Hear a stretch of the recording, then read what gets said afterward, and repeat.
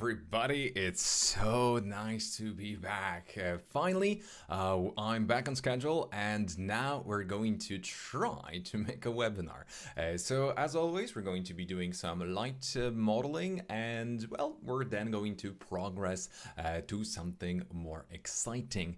So for those of you that join us for the first time, my name is Mike and I'm a teacher for VizAcademy. VizAcademy is an online school that will teach you how to create beautiful 3D renders in less than 7 weeks. Also, currently we are in the process of recording the animation course, which is going to be included in our main thingy thing. And also, what I would like to tell you is that now our students can also choose between V-Ray and Corona. I personally work mostly in Corona, but well, recent updates to V-Ray made it something that I can no longer ignore. So welcome to everybody that just joined in and our old viewers. So hello Ben, Robin, and well, thank you and welcome to all the new and our current subscribers to the members section, which is absolutely keeping us afloat. So thank you so much, because really the well, that part helps a lot, and I cannot stress it enough, because again, it's just something that you don't see every day, and well, us getting well, your help the way we do is extremely helpful, so thank you for that. And if you want to become our member, just click on join right here. And now this webinar is going to be split into two, but this time we're going to decide whether the second part is going to be for members or not, because I kind of want to spend more time with you. What does it mean that it's going to be split in two? Well, most likely we're going to do two webinars, but at separate dates. And as I said, we're going to be working on some 3D modeling, and we're going to be working and using a scene by our student Natalia. And well, a big thanks to her, we're going to be able to reconstruct most of her scenes. So hello Vadim, nice to have you, and Karma Snake, we got snakes, so Bradley, Kazim, and Katam John. I am absolute the worst when it comes to reading names, but I can read one name, or actually two, of Robin and Irene. Those are our current students. I mean, those are students in participating in the current group. So thank you for joining. It's such a pleasure to have you. Now, there's a lot of things that I want to go over, but most importantly, I want to go over some light modeling today. It's going to be mostly a warm-up, so we're going to analyze what the scene. Aaron, hey, yeah, it's been a long time, but now we're back on track, and we're going to be creating more and more content for you guys. We're also thinking about something that is going to be more like a VizAcademy Club, where we're going to be moving partially to LinkedIn. So we're going to be talking business, and that also means that we're going to have some additional perks for our subscribers, but more about it later, because at the moment it's just something that we're still figuring out, but business. Now, let's go over what we will be doing this evening. So mostly I want to model the scene. I want this to be, again, beginner friendly, so we're going to be using the good old techniques that everybody knows. And the model itself is not something, let's say, that will require you to be advanced. We're going to go through some basic and very simple techniques of adding elements to your scene. Obviously, there are more advanced techniques that we can use, but we're going to use the bare minimum to deliver a really nice, juicy result. So what can I say? Let's get started. All of you, and I mean all of you, will have access to this file, but at the moment I kind of messed it up, and I'm going to be honest with you, I don't know how to restore the already saved AutoCAD file. So I'm kinda in a pickle because I messed up, but you're going to get a full fledged good WG file so you can follow along, but also in the description of this video on or in the post section, we're going to be posting this, what you see right now, but in better quality, but I need to get it back working. And also, I'm going to post the full scene with all the textures, models, and settings for our members. So if you want to get one, well, go for it. So whenever we work with scenes like this, and this is a purely aesthetic thing, right? So we're going to try to determine where the camera is and what shot we're working with. Thanks to the fact that we kind of do have a really good reference, thanks to our brilliant student Natalia, we're going to be working on this shot, and the first thing that you always need to start with is just the walls. Obviously, why not? Because those are going to be the biggest chunks of your scene, and often as you go, as you progress, you may actually learn something about your scene, and that thing might be, hey, I kind of don't need a lot of detail on the windows because I'm blocking them anyway with my ginormous tree. Which is kind of cool, and that's why we use references. That's why we kind of plan ahead and don't just jump into a project. We need to analyze what we're going to be doing. It's also a good idea to block out some of the elements. During our training, we teach our students quite a lot of stuff, and I hope that my students won't mind that I'm going to be showing partially their work, because I'm going to open one of the this is Camari's folder, so we're going to just jump into what we're working on right now. Whenever we start working with a reference, you want to ensure that you first block out the most important elements and understand the proportions of your shot. So that's exactly what we're going to be doing. Since we're working with reference, it's going to be much easier. If we just zoom through this folder, we're going to see progress, and even more. So let's just get to the juicy part where this student started bringing some amazing images out. So you can see that now this is just progress after a few weeks with us. Yes, this can be achieved faster, but our students don't just click, they understand what they're doing. So it's something I'm really going to brag about, our students, and well, their progress, because we're not only doing simple shots, we're also doing close-ups, and those are going to be more important. But soon I'm also going to be let's say highlighting some of our students' work, and since Irene is here, I hope that she won't mind. I'm going to be showing some of her progress as well, but not now, because we first need to make some clicks, and that's going to be kind of important. So let's get started and jump to 3ds Max. And now the first thing I typically do is I start with the walls. I hope you're doing good. I am. Thank you, Asim. It's pleasure to have you back. And now the first thing is deciding whether you want to work with box or a plane. Both are fine, but it all depends on what kind of resources you're going to be using. In plenty of our previous webinars, I did go over lots of techniques, but this time we're going to go for the bare minimum. This is something that I also want to emphasize to my students a lot, that you don't need to be precise, you don't need to do everything perfectly, but it needs to be in the right place, but also the right proportion. So in this case, I'm going to I refuse to use any kind of hatches or any kind of snapping. Hey PUBG, nice to see you. Hi Mike, I've been using 3ds Max for about 4 years now, and I'm quite good at it. I currently work with V-Ray and have solid experience in 3ds Max. That's great. Now I'd like to learn Corona. I don't need 3ds Max course. Would it be possible to purchase only the Corona course from you? Honestly, it is. So please try to contact info@VizAcademy. That's actually a really cool question.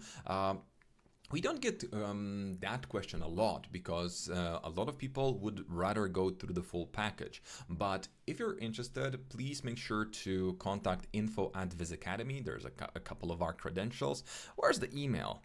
Okay, yeah, contact us using this form, or just go to that's going to be info@VizAcademy.co.uk. That's the email. But again, I'm super afraid of clicking anything. Just recently, again, my computer burned. Two computers in a row. One didn't survive the, well, me moving. And let's click something because I digress too much.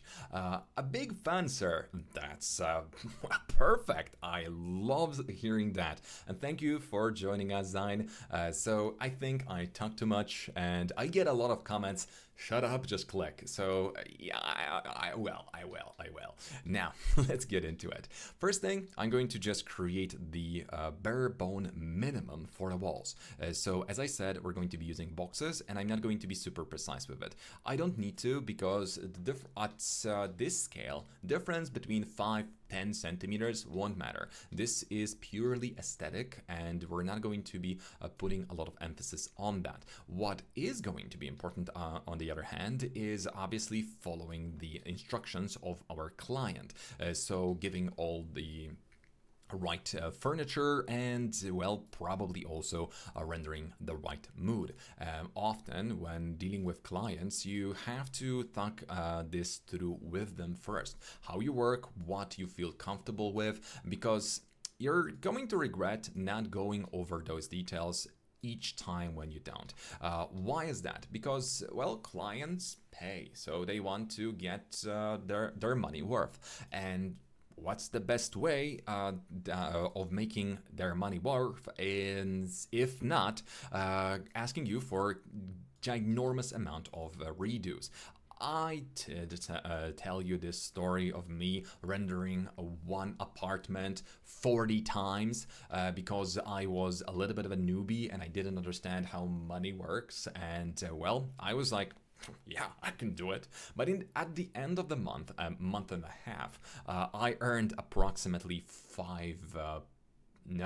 3 or 4 pounds per shot because I did hundreds, and normally you don't do that. So save yourself a little bit of hassle that way. So now some of you will ask, why are we not just tracing our files, the WG files, the AutoCAD files? The answer is very simple. Once you import something like this from AutoCAD or ArchiCAD or any other software, often what you're going to find is, well, it's unusable. And well, tracing it also will be impossible. There's going to be a lot of intersecting lines, and I just don't want to deal with that. So I'm going to be lazy or smart. The choice is yours. And first thing I'm going to do is just simply start with a rectangle.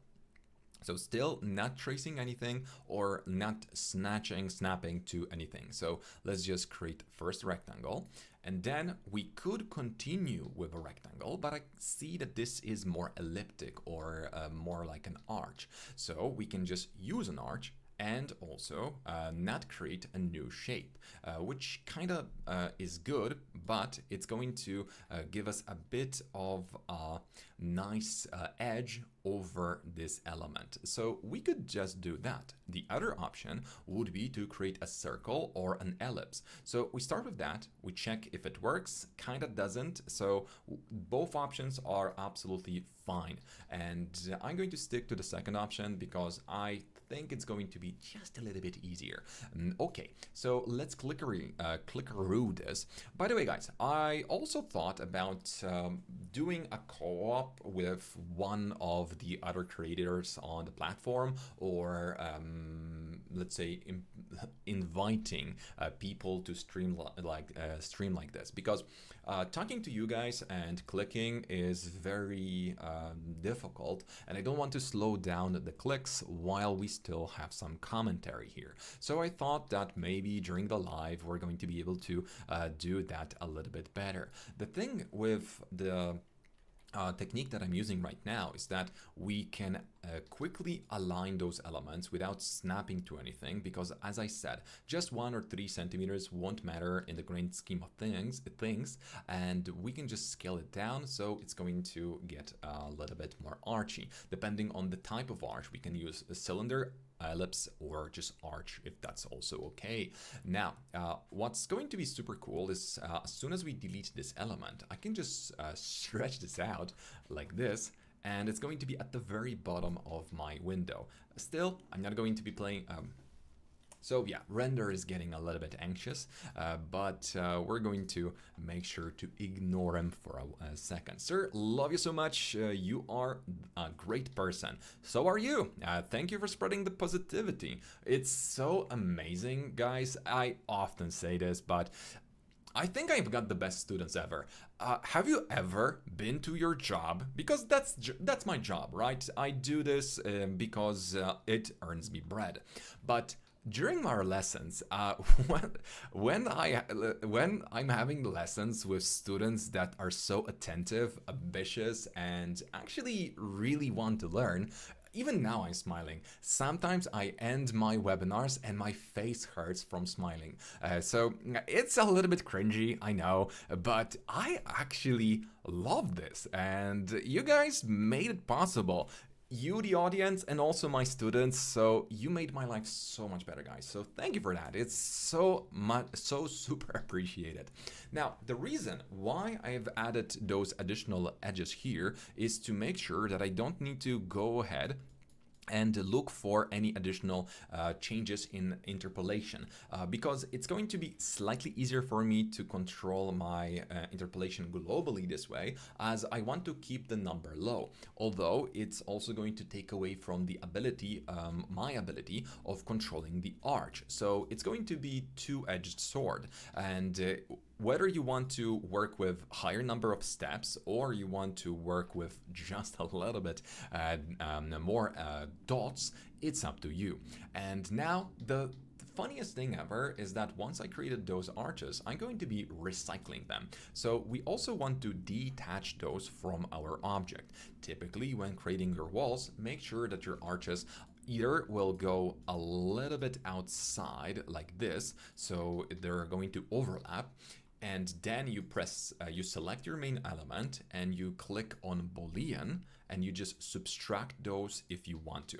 This is not the case where I want to do that because I want to leave a little bit of space, but I still want my walls to go below the ground. So it's just going to be a nice way of creating the detail in my scene. Okay, so again, I'm going to be detaching those elements as copy, detach, and okay. That's just a quick way of doing it. Now we're going to be adding shell modifier to my wall. Typical wall thickness when I'm working with something like a scene, creative scene, is going to be 35 to 40 centimeters, and that's exactly what I'm going to be adding. Also, if we're going to just check with our file, and at this point, I'm still not going to care if I'm going to be precise, because this is going to be mostly just creative endeavor, so we can we can let loose. Okay, so once we're here, I'm also going to be reusing those elements to create windows. Either we can create them by simply creating a sweep modifier elements, or I can just create a simple or singular elements one by one by using those first elements as my frame and just adding some detail. So let's select those three. In this case, to avoid moving the edges, I'm going to be pressing Control-Shift. By the way, I'm so sorry that I don't have the button clicky thing.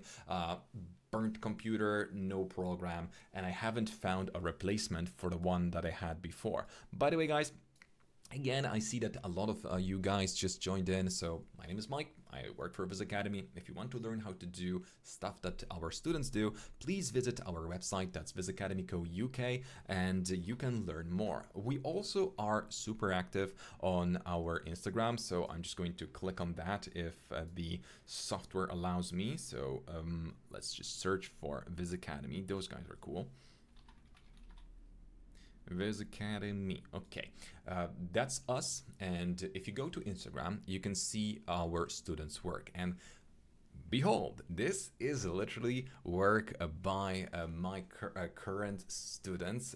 This is actually something that was created by Passant, and it's just amazing. So please make sure to follow this person, lovely architect with great talent. So go ahead and follow her. Also, you can see more of her work on her own Instagram, but at the same time, don't ignore Natalia, because, well, what can I say? She's also amazing. So visit Natalia's Instagram, follow her. Not a lot of posts, but she's actually using the same cat photo on in our group, so that's how I know it's her. Okay, let's continue. What we're going to be doing, Zain, why you met?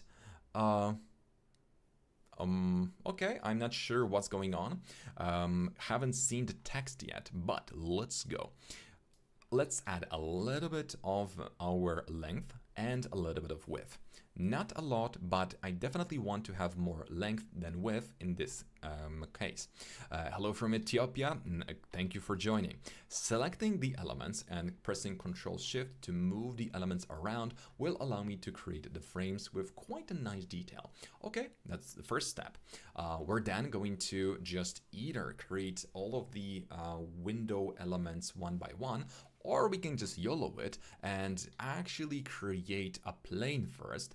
So we can go for plane, 4x4, and I'm just going to create it like this. So what's going to happen is I'm going to create enough edges for me to copy and create shapes out of. So let's move those around. I don't need to be super precise because 3ds Max and visualizations are extremely forgiving. So I'm just going to create those 3 lines, create shape from selection, linear. Okay, now we go to the horizontal lines and we do the same thing. Create shape from selection, linear. Perfect. So now we're going to just continue. And those lines that we have in the middle will be used to add the detail. And perfectly fine detail is added. Now, you're probably wondering, okay, fine, but this is not my style. I need more detail. What can I do? Well, we can just do one additional thing, and that is cheat. So I'm going to be cheating. I should have copied this first. Let's just before I cheat, right? So I said that I'm not going to be using snaps, so I'm just going to reverse that and perfecto. And now shift and perfecto again. Got it. Here we go. Thank you for all the hearts, guys. You're amazing. Now shift. Control V to copy this object, okay? And now we're adding detail for free without even modeling. So we've got this copy, and I'm going to make the length way smaller and the width a little bit bigger. Ta-da! We just added so much detail to our windows, like for free. And it's so simple. Now, I'm going to show you the same thing, but level 2.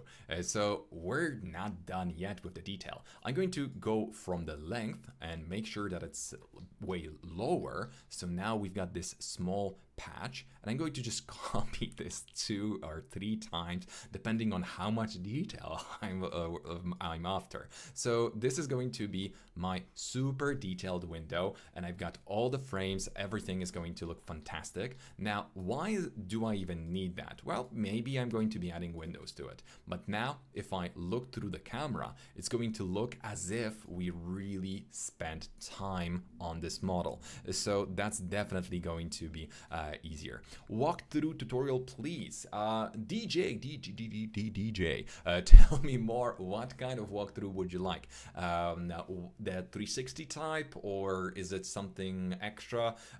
I just want to know what you're interested in. We actually have a walkthrough tutorial right now on our YouTube. That's the first video you encounter in the non-live section, but I actually need to update that video because since then Chaos actually made some nice progress in that field, and I kind of feel we can make it even better. So now we've got most of the walls, we've got everything we need, but now I need to close the ceiling, and I also need to ensure that we have some kind of ground. So what I like doing, and I do it all the time, I make sure that I've got some kind of object that's going to be right below my floor. So since we've got the floor level here, and you can see it because the tiles, I'm just going to place it slightly lower so I've got enough space to actually place the tiles. Adrian, how are you? Have you increased your number or not yet? You mean, do I have my son? I am in the progress, so I'm not giving birth. My wife is, or let's say fiance, but I'm already living the dream. So what I'm saying is, yes, I am going to be a father in approximately a week, and now it's just a ticking time bomb. We're waiting for the first movement or whatever it is. We're just waiting, and we're super excited, and we're super glad. I'm hashtag blessed. That's all I'm going to say. Sir, I want to start architecture company. I would like you to kindly suggest a name for it, please. It's my wish. Zane, I am not going to come up with a good name at the moment because it's definitely going to require three things. First of all, we need to understand what type of clients you're going to be targeting, what countries you're going to be working with, and obviously, well, who you are, what you feel comfortable with. The best bet is if you're going to be more into simplistic craft, not art, just make sure that you add some kind of art, or let's say interior, whatever type of studio it's going to be. Make sure that it's obvious. Over time, you're going to build towards a bigger name, and maybe you're going to rebrand yourself. But first and foremost, when you're trying to start your company, make sure that it's obvious. So when somebody searches for architectural company in my area, you come up. Don't just use something. I'm sure that there's a company like this, and I'm not trying to insult them, but naming yourself Studio 85 Seat 5 is not going to be clear. You have to make sure that it's obvious who you are and what you do. Now, I'm happy to inform you that I've managed to combine my two loves, and now I'm working in the art department on an Apple TV production, making 3D for constructions and various sets. Adrian's my student. I know that guy. That's so cool. Wow, thank you for wow, you must show us some of your work. You must. Wow. Wow. Hi there, would you do a tutorial for using Corona Toon Shader? It's a very good way for showing architecture graphics. I think yes, but just like today, Corona channel actually made a really good tutorial on it. And although it's a good feature, I'm going to be using it to create my own animation. So yes, I will be able to do that. I just need to dive deeper into it because I don't want to just slap one material onto everything. Okie dokie. Now it's time for the floor. So Floor is going to require us to use the most downloaded plugin for 3ds Max since like forever. And what does it? What is that plugin, you ask? For those of you that don't know, it's CG Source, and it's called Floor Generator. So since I'm using this and a lot of our students are using the same software, I might as well just give it a shout out because, well, they give a very good working version for free that has the standard running bond, and that is a game changer. Why is it not standard in 3ds Max yet? I don't know, but it should be. But at the same time, I don't want it to be because I want them to earn the money, not Autodesk. Autodesk already is fat. So Floor Generator, and here we go. We've got it. I tried Viri from the knowledge of Corona. I got some good results. It's kind of twisting, but I got the results. Would like to see those. Okay, so in my case, I'm not going to be doing something very fancy. I'm just going to go for 100 by 100 tiles or 120, 120, because that's a very popular size for most of the tiles. Again, whenever you're working with any kind of interior, it would be advised to actually think this through. Typically, when I'm doing my interiors, I try to make sure that the extrusion is set to 0.5 or 95, depending on how much bevel I'm giving. So the total thickness of this object is going to accumulate up to 1 centimeter. 1 centimeter object means that I can place this floor object on -1, and now every object that I create in 3ds Max is going to be placed on the floor, not slightly above it, not slightly below it, not 5 centimeters next to it. It's just going to be exactly on the floor, because the surface of my floor is exactly where the 0 resides. I strongly recommend you that. Also, adding just a 0.5 millimeter difference is going to also give you that natural shadow, but with super low sun position, it actually may cause some issues. So it's kind of almost recommended. Also, because I am a fan of using Corona round edges texture, I often just not use bevel and just make it easier for myself and go for extrude level 1. Okay, why your tutorials are not for V-Ray and Vantage? Well, it's mostly about because I feel comfortable in Corona, but I actually think that I'm going to do more in V-Ray because we need to kind of do more. But at the same time, to go over Vantage tutorial or something bigger, I'm going to need to I would actually highlight my client's work, or let's say what I'm doing for commission. So it's going to be more like let's say I'm going to guide you through my workflow, so that's going to be it. It's going to be hard to do a tutorial because in both cases, Corona, V-Ray, and Vantage will have the same source. I'm going to be modeling in 3ds Max just as I'm doing right now. So as you can see, I'm not even paying too much attention to the details in my scene because everything is just being done step by step, and it's super easy to do so. Now you can see that the windows look fabulous. That's just detail for free, as I mentioned. Now we could just work on the thickness, but I'm not going to be focusing on that. I'm also going to be stealing a little bit of furniture, but I want to show you something very cool about, well, the reason, mostly I want to show you one reason why I'm using splines in this regard when creating window frames. Not only because those are going to be secondary or tertiary when it comes to detail that I'm adding, but also there's one tricky trick that you may want to start using, so it's going to save you a ton of time. So let's go for it.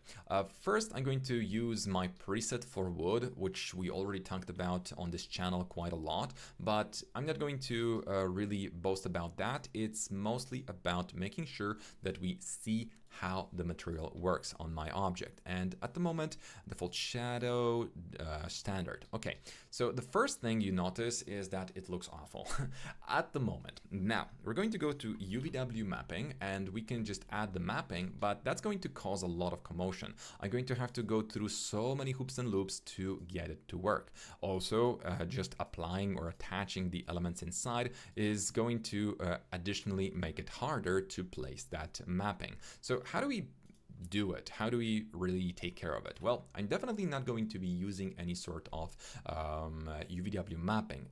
Well, I am, but I'm going to activate the simplest way of making materials. Generate mapping coordinates. That instantly makes this object fully mapped because the texture is now following the spline. Because it's a spline, it's going to be extremely easy for us to set up. So let's attach. Also activate our generate mapping coordinates. Now, some of you will ask, okay, cool, but this texture is super stretched. It looks awful. Why?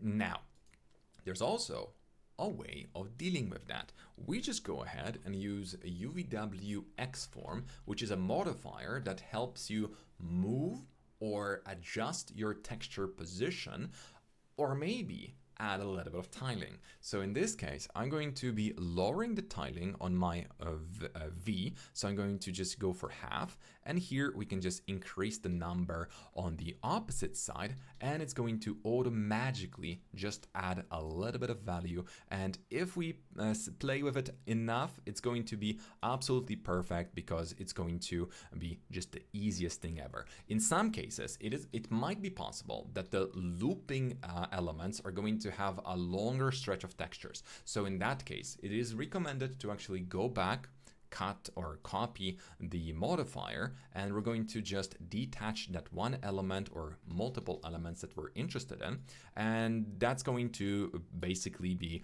a two-part fix. So it's not that it's always going to be perfect, but most of the time, and that is good enough for me. So we paste the modifier, we reapply our material, and we're good to go, because now it's all just about us setting up the right values.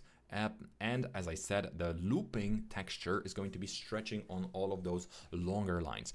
So I'm not going to add a chamfer Aaron, not because I'm lazy. Okay, that is one of the reasons why. But I'm going to actually use Corona around the edges, and I was first.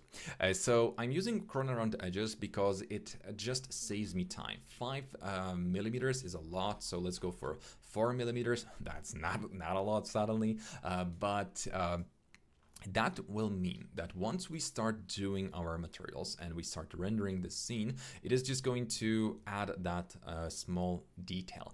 Also, you can see that there's a lot of texture repetition. That is why for all the textures we're going to be creating, we're going to be adding some sort of mapping randomization and multi-map for additional randomization for further randomization. Now I'm going to desaturate this and make it a little bit darker. So I'm not going to be using that much of that texture, but I'm still going to have some of it, so the general image is going to look much more interesting.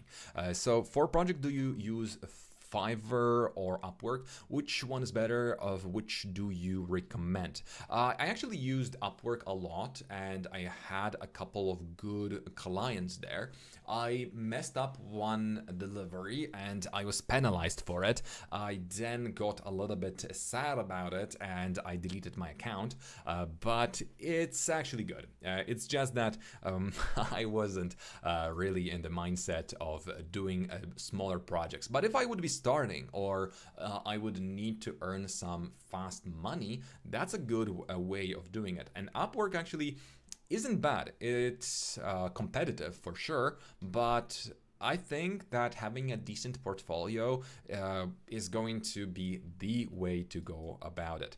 Okay, so I'm just going to neutralize the colors here for any sort of, let's say, potential rendering in the future. Now we're going to be definitely doing some override material shenanigans, so that's going to be in a second. Also, there should be a balcony here, so the balconies are absolutely the best thing you can do for your scene. Not because they're beautiful, not because they help, it's just that it's legal cheating. So what you do, you typically create a balcony just like I do it right now. You do some inset like this, not a big one. You can just ignore this part and just stretch it out. So we're just dashing it off. Now, let's flatten this part. As I said, no snapping. I'm just so used to it, but I was supposed to not use it because I made it more of a challenge. Now we're going to just add it here, and here we go. We just apply something called cheating. So why do I call it cheating? Because I'm going to be making sure that this balcony is going to be 105 centimeters tall or even bigger, which in return is going to be an absolutely best thing ever, because once I'm going to be adding some kind of background, it's going to make my life so much easier. If I'm not going to, especially with one-point perspective images, it's so much easier to do it this way. Also, if I'm not going to be that lucky, I'm just going to be, I'm just going to be adding some gigantic, ginormous tree in front of my scene, so I can just make it a little bit easier. Now, as I said, we're going to be mostly working on some elements that might be tricky or interesting. And honestly, in this scene, there's a lot of small elements that I want to go over, but mostly as, let's say, some sort of trivia, rather than just modeling every piece of it. Most of the models, as per usual, will be either sourced or stolen from Chaos Cosmos. So I'm going to give you a long list of all the models I'm using, but it's just going to be super easy to just follow along. Well, it's easier for you that way. Now, what I used here is this exact sofa. So Rossi sofa is what I'm using in this scene, and we can just drop it down like that. But what I'm trying to say now is that some of the elements are just too easy to even model, and I think that going over that is going to be a bit of a waste of your time. So I'm going to take the liberty of copying them, and with a little bit better the AutoCAD files, I promise you're going to be able to follow along. It's just that I want to make sure that we don't go over 3 hours long webinar again. I want your tutorial, how can I buy it, what's your price? So the prices are shown on our website, and since the price is probably going to go up again due to various reasons.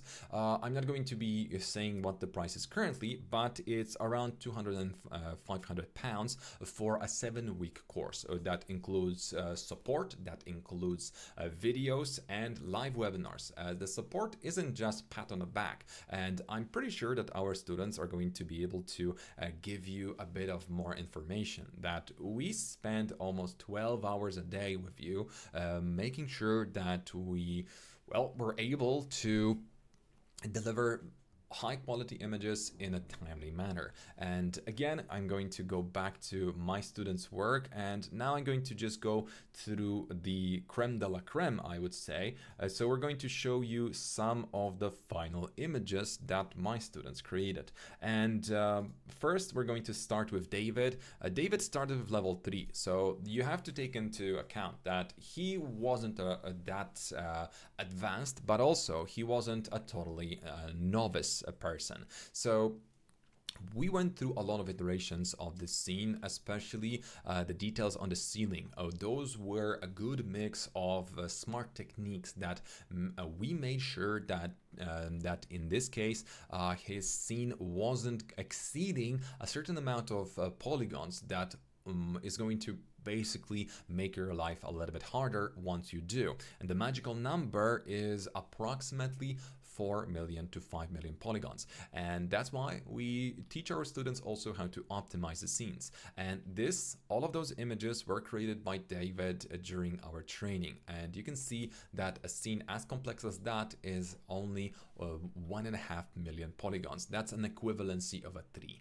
Here, a much more complex scene is actually packing 3 millions, and 3 millis is also very, very fine for as complex scene as that. So David, thank you so much for being awesome, but we should also show you something created by a total beginner, and that is going to be one of my favorite images in this group, Valeria's, but I'm not going to be again just saying that we're all rainbows and everything is perfect. I'm going to point out the mistake that I'm trying to convince Valeria to change, but she just doesn't listen. So I'm going to put her on a spot. So Valeria, if you hear me, I'm so sorry.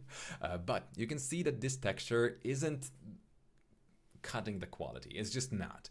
So this work was handmade by Valeria, and she started from scratch. She's a total novice in 3ds Max, and everything she did here was her own clicks. So if I recall correctly, she even modeled some of the chairs. So she's beyond just awesome. So that's the best thing I can show you, really. I mean, there's more images, but somebody starting from zero with mid-quality computer. It's not bad, it's mid-quality also. Okay, no, actually it's good. Sorry, I take this back. It's a good computer.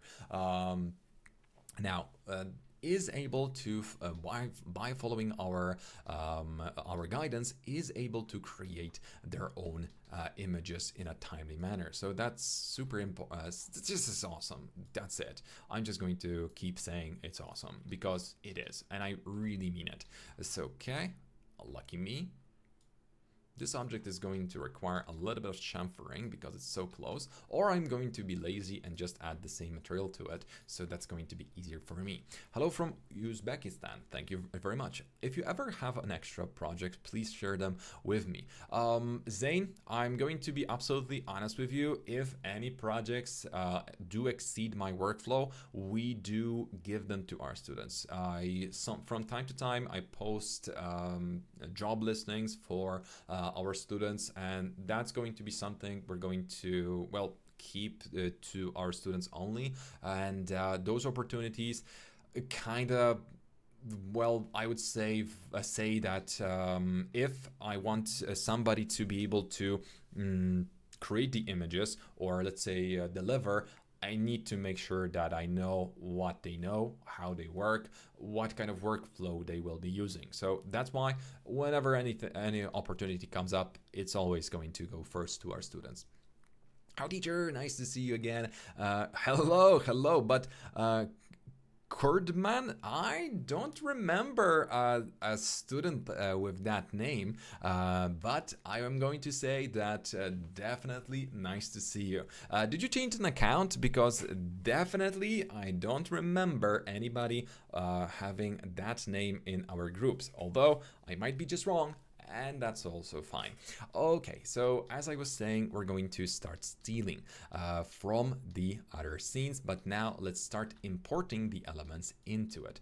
Okay, that was supposed to be a WG file for the chair. It seems that it's missing, so I'm just going to continue improvising.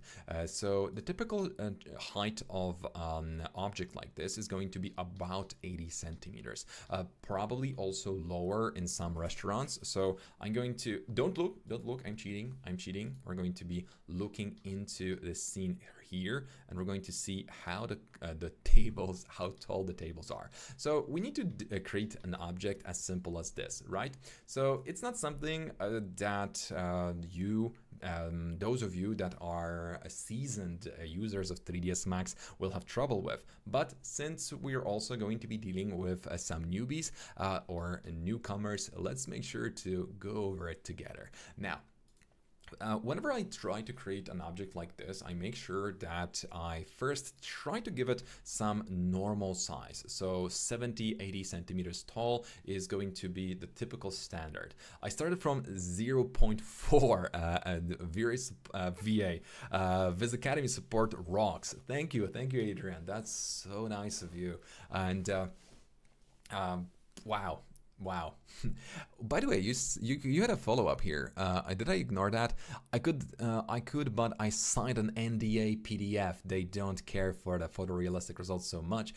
They want to see the idea with accurate materials, cinematics, camera positions, and fast as a VA student. For some reason I say VA. I'm just, I guess I'm getting tired today. So 77, let's go, convert to the poly. And first thing I like doing with objects like this is just put them exactly on 0 in my scene. That makes it so much easier for me, because whenever I will be using some sort of symmetrical elements, it is just going to be another thing that will just be a comfort of your it just improves the comfort of your work.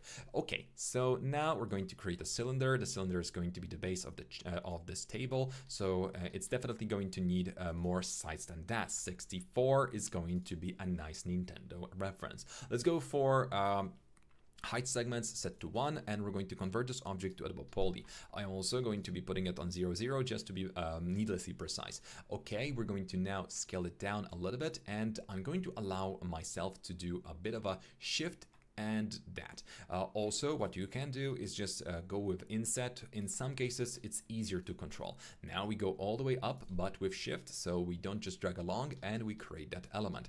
Okay, so at this point, you're going to be wondering, okay, how do I make this grow? How do I make this another element? If we do it this way, it's going to be a huge cluster. We don't want that, because that's not going to look good. So what do we do here?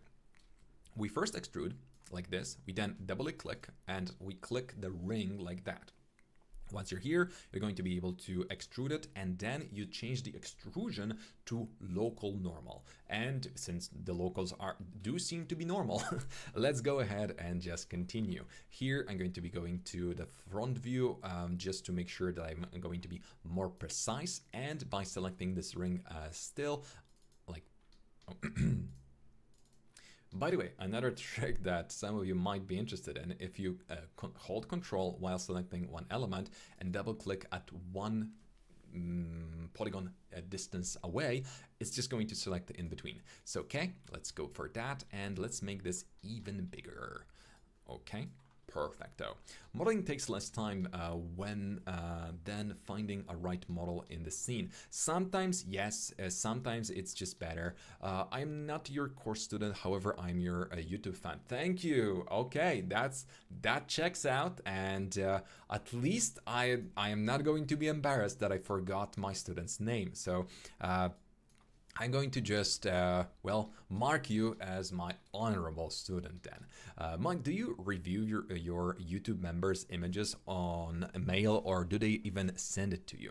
Well, Asim, I often, well, not often, I'm not going to be exaggerating that way. Whenever we do reviews, I try to make sure that I go over our members' images separately, or I try to grab those images first.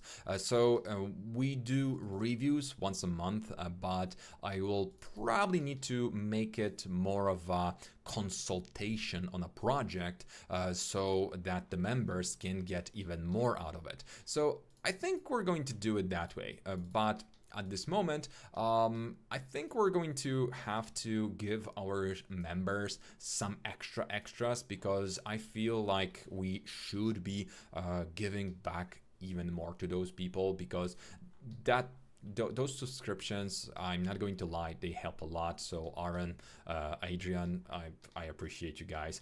Now, and everybody else, but I'm going to be honest, the members really help.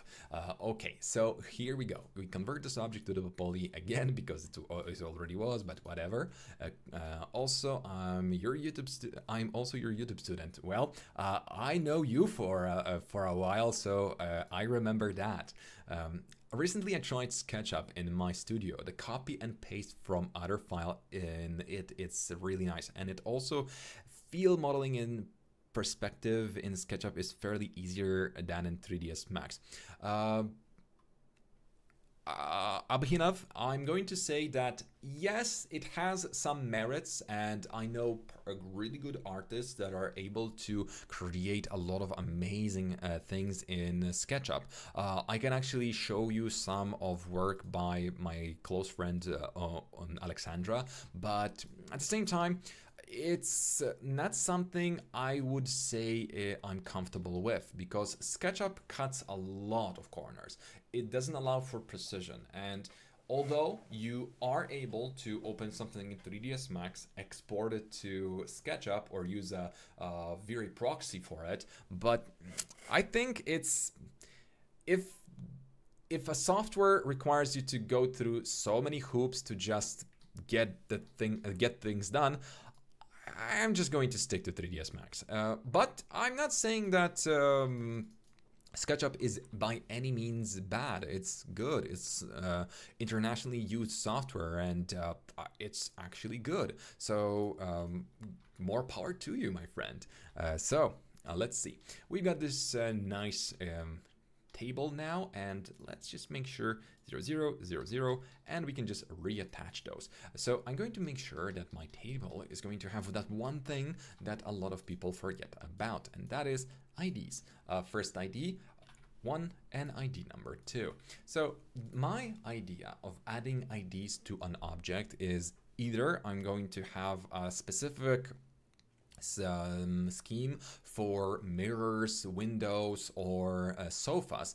But if it's just a random object, I try to make sure that the biggest object or element that's going to be the most viewed is going to be ID number 1, because in an unlikely event that I'm going to be a dummy and I just add one material that destroys the object partially or fully, it is going to be easier for me to not only identify it, but also if it's the main material that is supposed to be there, but I just mistakenly added that one ID to it, well, it's going to be just the most visible element. So chances are that I'm never going to even notice the problem. And yes, you have to kind of prepare yourself for you being a dummy and being just lazy, tired. All that is obviously possible, not recommended, but it's definitely something that everybody is going to experience at some point. You might be just tired, you might be just worn out, you might have you might be cold, and that's also going to impair your way of working with 3ds Max. We import chair DALI from Chaos Cosmos, and now we're just going to put it here at an angle, and also here, also at an angle. Probably we're not going to see the second one, but we're going to add it anyway. This box is a very cool one because this was a surprise to me, as once the student created it, I was like, huh, where did you download that model? But in the end, it was just the simplest model possible that I kind of was taken by surprise of it. So convert to editable poly, Control A, chamfer. First we're going to add this chamfer, but with 0 depth, so in this case it's just like that.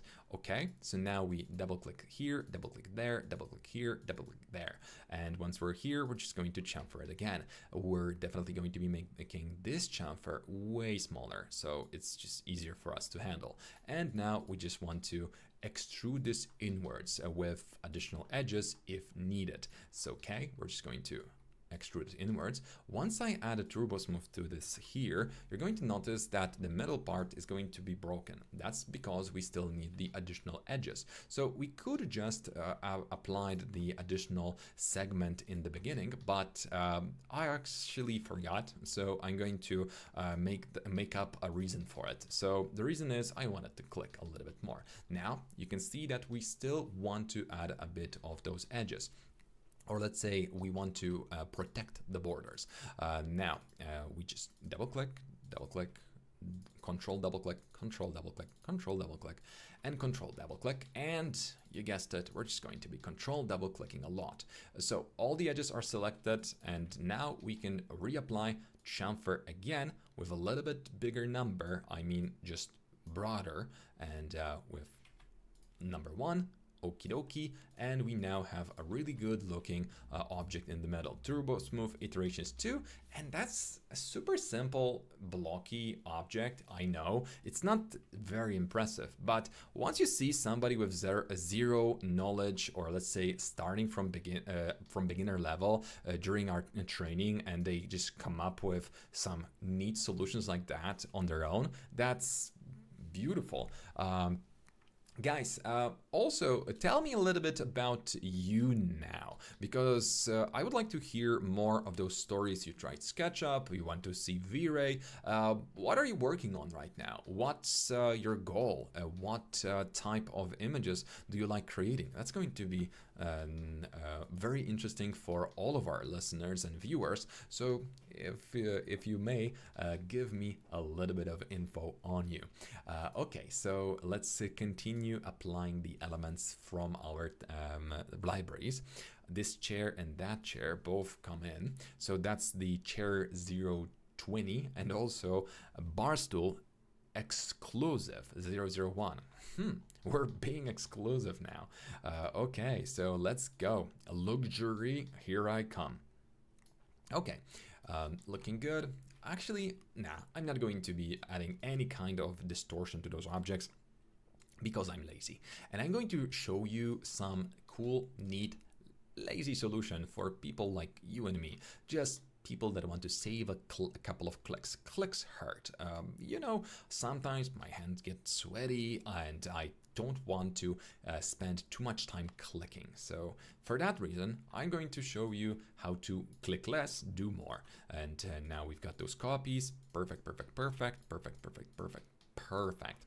And here we go. We clickaroo the one of the tools that come with Corona. This was introduced in Corona 11, I think, but honestly, I love using it. So a transform randomizer is something that I used to let's say I used to download special scripts or write my own to just randomize some elements. And now rotation in z-axis, minus 15 plus 15, start preview. Ta-da! That's awesome. And we can just continue adding a little bit of that randomization just for the sake of actually seeing something extra. We can change the seed if the current one looks bad. And now I love it. I'm just going to apply it. Done. Now a little bit of natural chaos was applied, and we basically just created most of the elements. Since I'm also lazy, but I want my scene to be more about what's behind it, I'm going to make sure that we slightly lower the size of those chairs, but you don't do it in normal life, because if your client is going to buy a chair that you scale down, that's going to be a huge issue. Imagine that, not because of my fault, but the designer, my boss, like 10 years ago, told me, hey Mike, add this sofa. And I said, hey, this sofa just doesn't come in this size and the manufacturer won't do it. Let's not. But she was like, dude, just do it. I'm the designer. Mike, you don't design here. And I was, okay, but if the client is going to have a problem, I'm taking the day off because I'm not going to be listening to it. And she was like, deal. And guess who got a day off? Because it turned out that the client loved it, obviously. But then when it came up to purchasing the product, it didn't exist. And she didn't want to go for a custom product because label mattered for that client. And she wanted to have something that was done by Minotti and or Flexform, some fancy good companies, right? Now, the thing is that, well, I wasn't there to listen to her cries, but man, it was impressive to just be able to insult somebody in such a, well, I would say creative way. That is something, that's a talent. That's all I'm going to say. So lucky for me, I just heard stories of it. Please, oh, Vishnu. Oh, good one. Good one. Thank you. Well, I'm just trying to convert everyone to use 3ds Max instead of SketchUp at the studio. It's easier for me to check their work.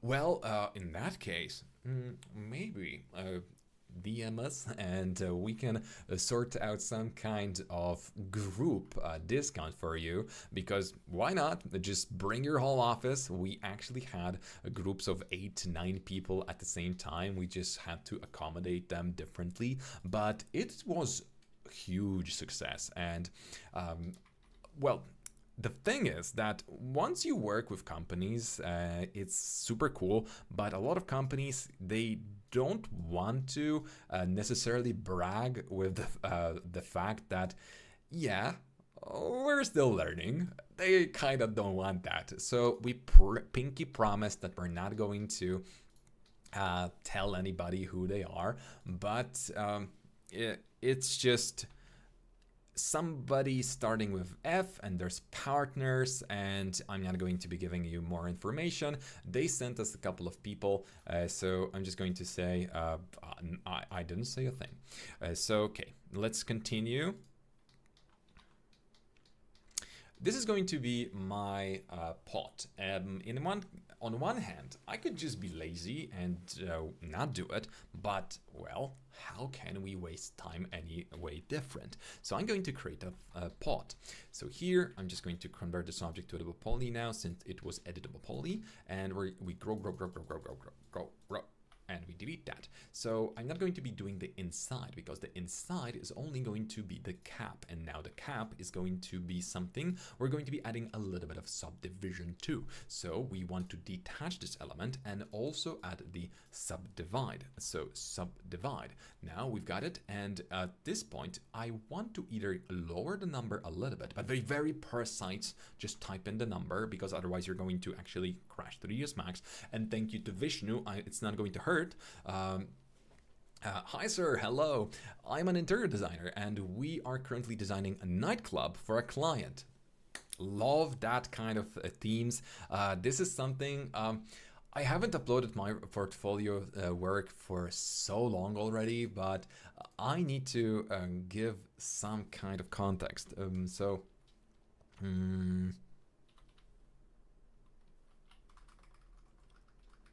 One second.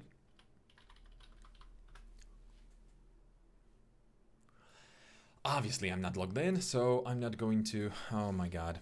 I wanted to show you a couple of things that I did a couple of years ago, nightclubs and stuff. And one thing I can tell you with nightclubs is you absolutely need and must use light mix. It's a must.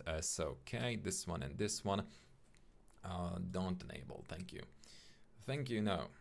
So a nightclub, imagine this, what you're going to see is just me rendering literally, and I mean it. It's not something I'm coming up with out of my head. That's just 7 cameras, no camera movement at all, just me using light mix. Flickering lights on and off with a little bit of movement in the post-production. So that's well, there's supposed to be show the lasers. That's it. That's what I'm showing. Now we're just going to have a little bit of a go with that. As I said, this is a club in Greece that I did a couple of years ago for architect named Chavdar Todorov. And this club, as many of my clubs, for some reason, has a story. So I'm not going to tell this one because it's not necessarily family friendly. But the story that I can say is of this club, which is in Poland, Poznań, and this is the most ridiculous. Oh, by the way, this is way before AI was a thing, and those zombies look creepy. I know, but this is not a funny story. This is awful. But this guy, once we delivered everything and we were good to go and everybody was satisfied and the club was already being built, he fell off the stairs and died. The end. Yeah, it happened. And I'm absolutely... That's awful, but it's just something that I was like, what the... I absolutely did not believe that it's actually possible. I thought that those things only happen in some sort of movies, that people can just do something like that.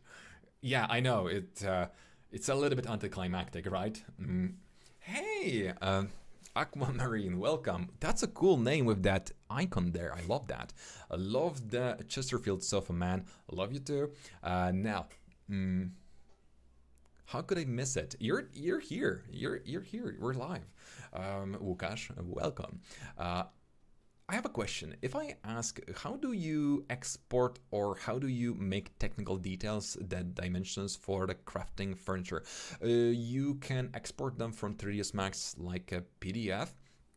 Well, it depends. Well, for crafting furniture, I would just take the measurements in the software if I need to, but often it's just going to be me reconstructing the furniture, not necessarily designing it. But designing it is also possible in here.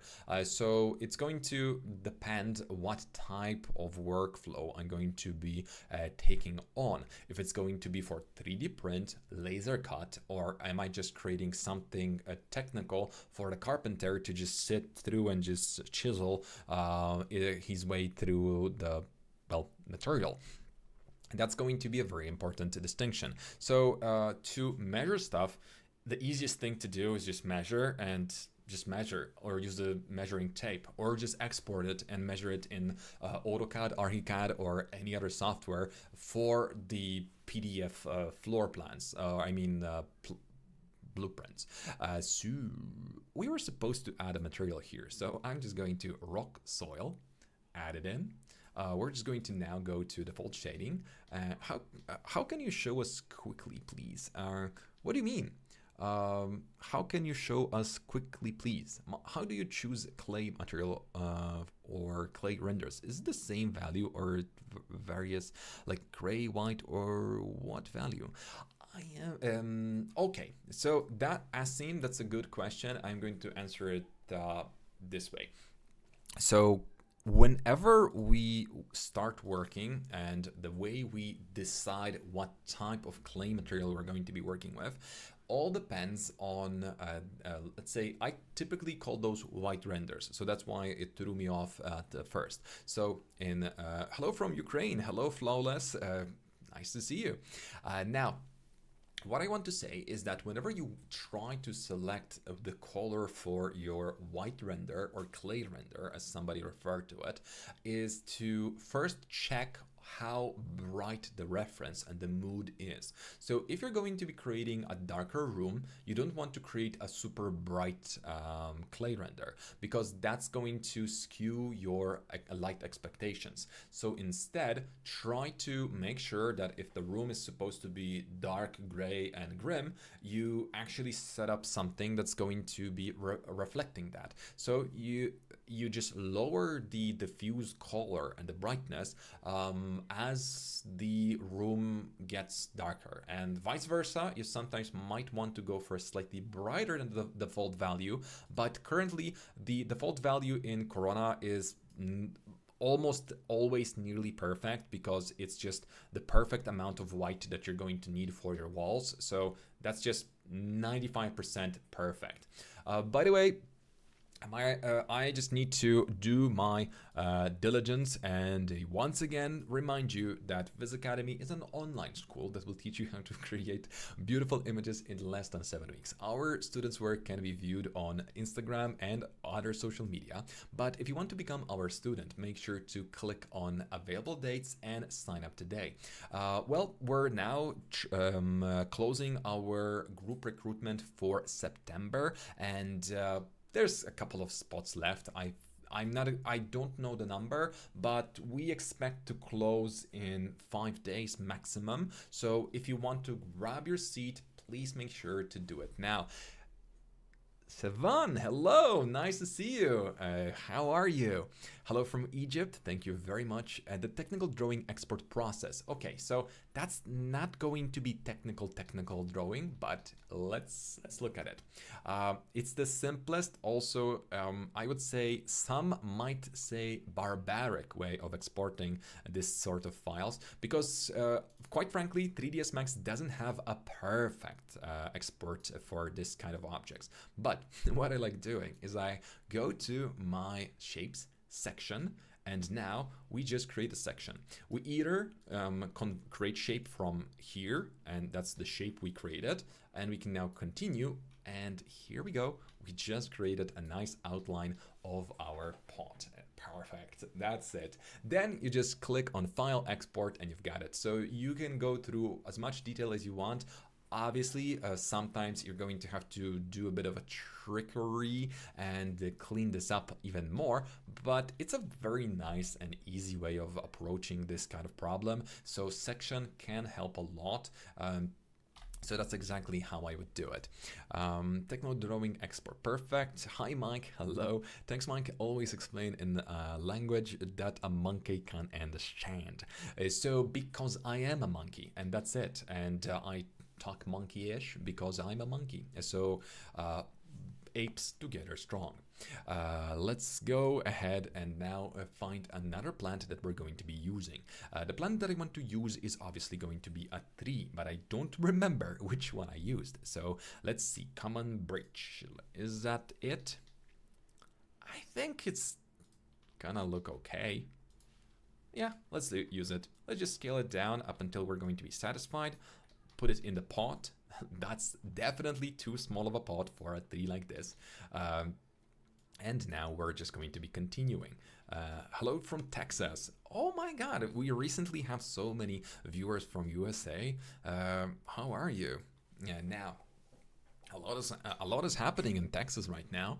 I switched to ArchiCAD for technical drawings. That's why I'm asking for the exporting process from 3ds Max. So to get to ArchiCAD from 3ds Max, you need to export files in OBJ. Those are going to be read by the software, or you can use format called 3ds, which is also supposedly going to be readable.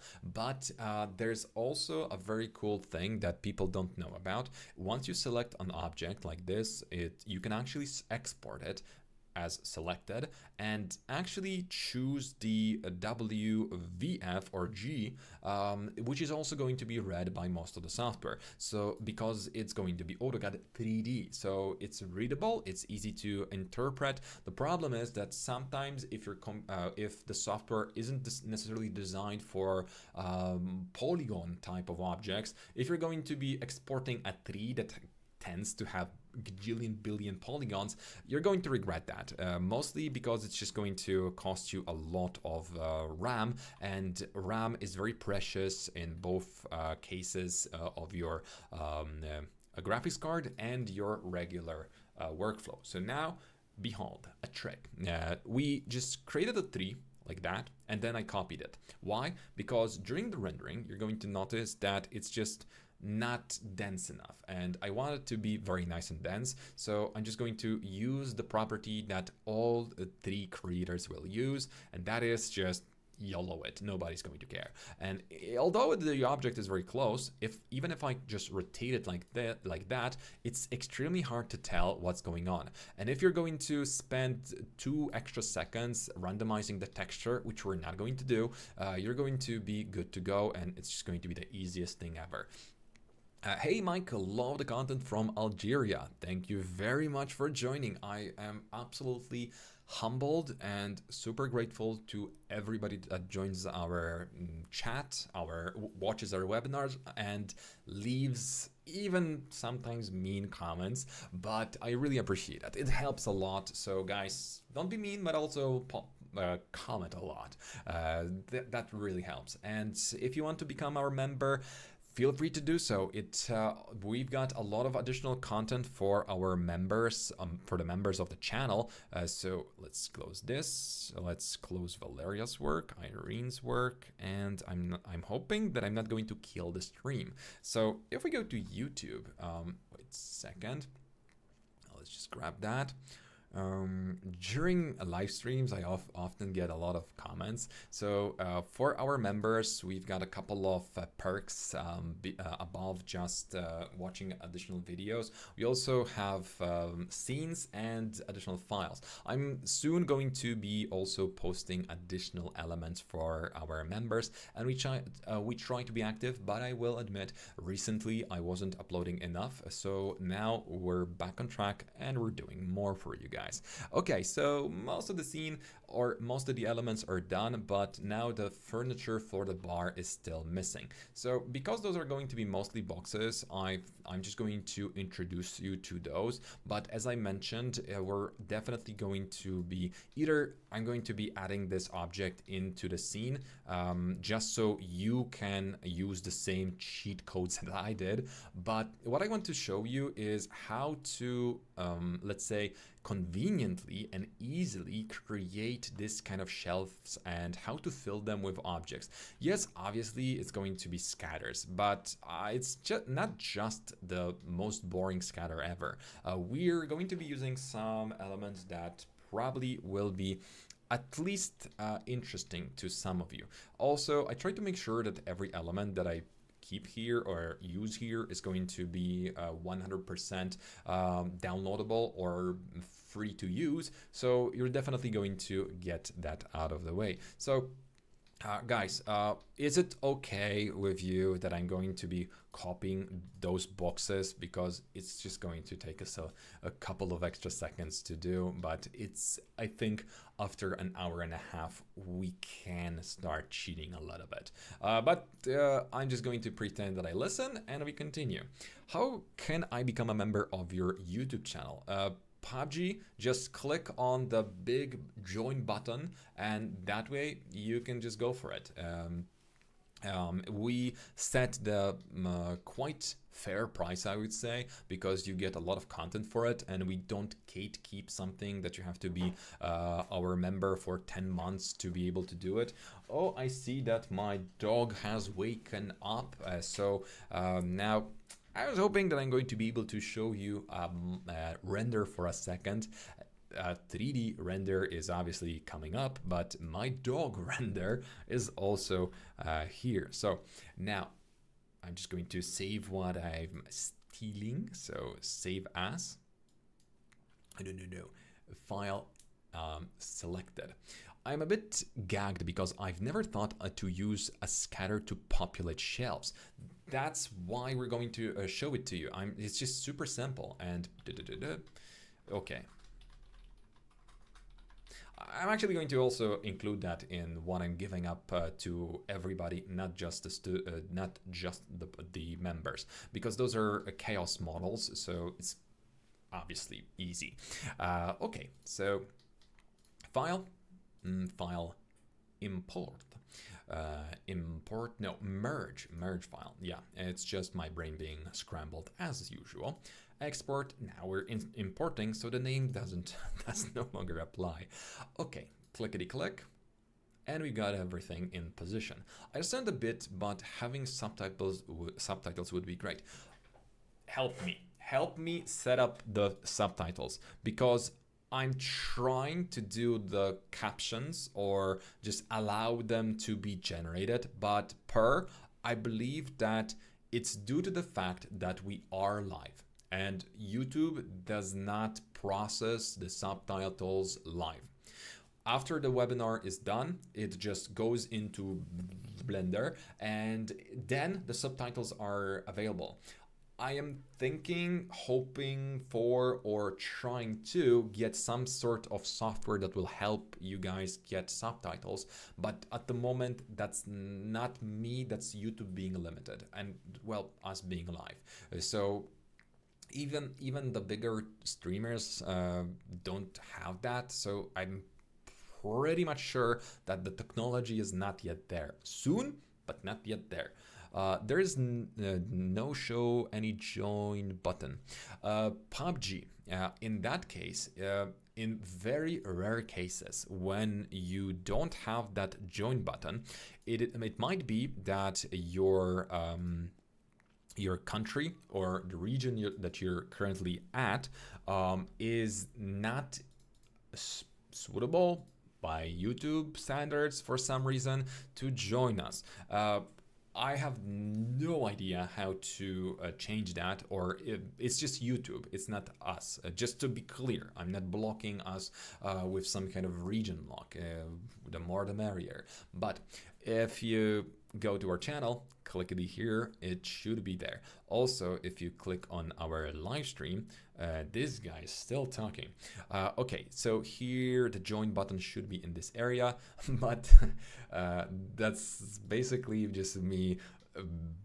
I shouldn't be well, I shouldn't be going through all that. Look carefully, you will find it.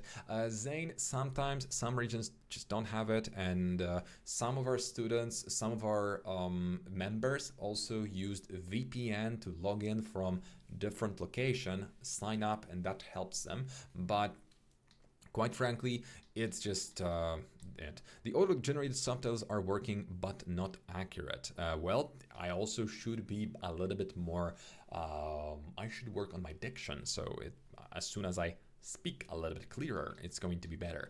Now, since we just happen to have the detail, out of the blue, I'm going to walk you through the detail itself and how do we do it. Well, first of all, To find all of those bottles and all of those elements, let's just show them for a second, so you can pause for a moment and look at them yourself. So we select everything, we now go to full mesh, and now we finally have them. So all the items are just those from Chaos Cosmos. So the bottles, the glass, all the elements that I'm going to be adding will be there. Also, I love this pillow. It's really good. I'll use it because of good material. And we're going to be adding the props here and here. Those two. And also, we're going to be remaking this vase to some extent to put it on our table. So basically, most of those items here will be used. Okay, now, how do we set up our scatters? First of all, it's let's just delete one of the scatters, and I'm going to show you or walk you through it. So Shift S. Oh my God, how is the? Okay, now, excuse me. Objects, line, but the line doesn't exist. Okay, that's a new, that's a first. That's a first. Anyway, let's just ignore that and let's remake it because we've got some kind of phantom elements in our scene. So I'm kind of creeped out. It's something that Vishnu, where are you? You should be giving me instructions to save again. I'm Palestinian. Can I fix this issue with a VPN? I'm pretty sure you should be able to, and I'm in Pakistan. Can I fix this issue with VPN? Yes, you should be able to do that, and that's definitely something you should be able to do. Although VPNs are bad, don't use them. You shouldn't be using VPN. That's the official statement. Now, obviously, use them because they work and they help you hide some of your activity. Not every activity online that you do should be viewed by your internet provider, so I guess it's fine. Okay, so now we got all of those boxes and elements in our scene, and we got the scatters. So let's go ahead and talk about those scatters one by one. So how do I actually scatter the elements on shelves? First, I make sure to go for the simplest possible solutions. The simple solution is to create a line, auto-grid, and once the shelves are here, I'm just going to grab it, shift, drag it, and that's it.